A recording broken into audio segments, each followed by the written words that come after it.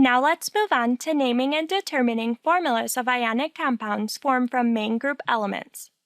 Recall the main group elements are found on the far left and the far right of the periodic table. Here is a list of ionic compounds, ions, and their formulas.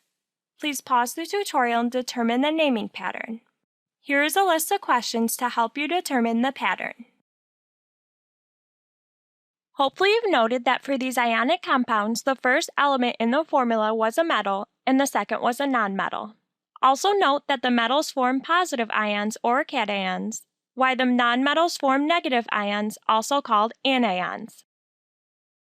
In order to name an ionic compound, first write the name of the cation, then write the name of the anion. Also note that the name of the anion ends in "ide". Let's try a practice problem. What is the correct name for the compound CaI2? The correct name is calcium iodide. Now let's look at how we can write the formula for an ionic compound.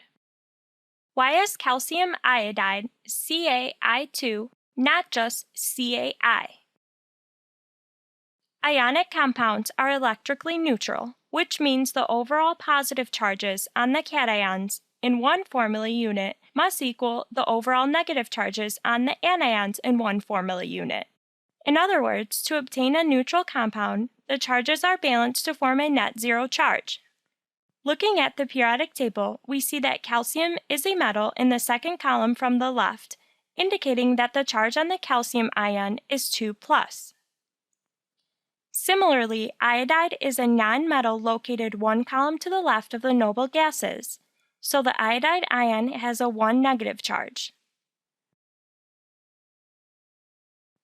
Thus, to form an electrically neutral compound, we must have 2 iodide ions for each calcium ion.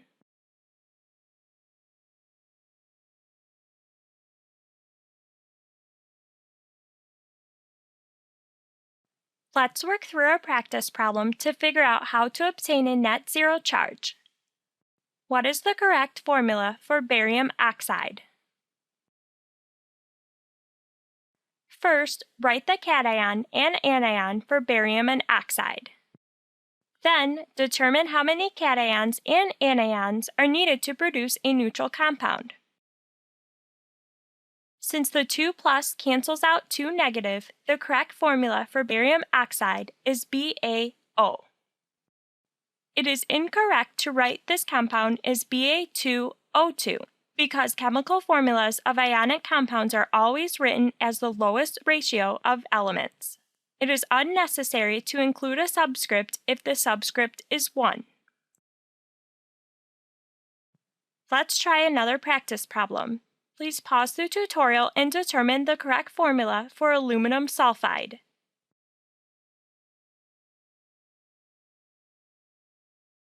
In order to determine the correct formula of aluminum sulfide, first write the cation and anion. Then, determine how many Al3+ and S2- ions need to be present to obtain a net zero charge. Notice that the lowest common multiple for the charge is 6. Therefore, multiply the Al3+ by 2 and the S2- by 3. By doing this, the charge is balanced.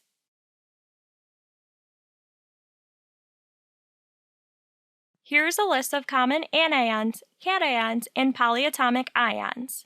An ion that consists of 2 or more atoms is referred to as a polyatomic ion.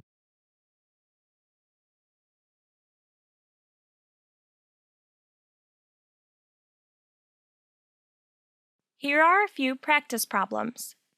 Please pause the tutorial and figure out the correct formula for each compound.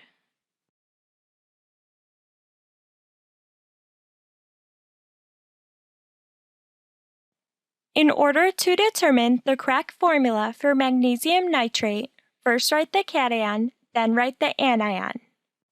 Then, determine how many magnesium ions and nitrate ions need to be present to obtain a net neutral charge. Let's try using trial and error to figure out the correct formula. Let's say there need to be 2 magnesium ions and 2 nitrate ions. This is not the correct answer because the net charge is not 0. Let's try 1 magnesium ion and 2 nitrate ions. This is the correct answer because there is a net 0 charge.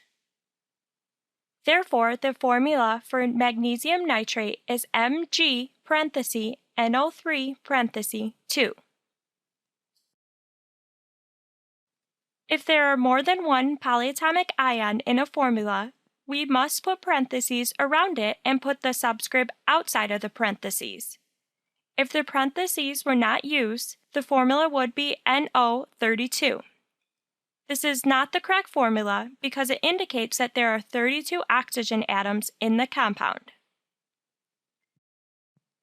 Here are the correct answers for the rest of the problems.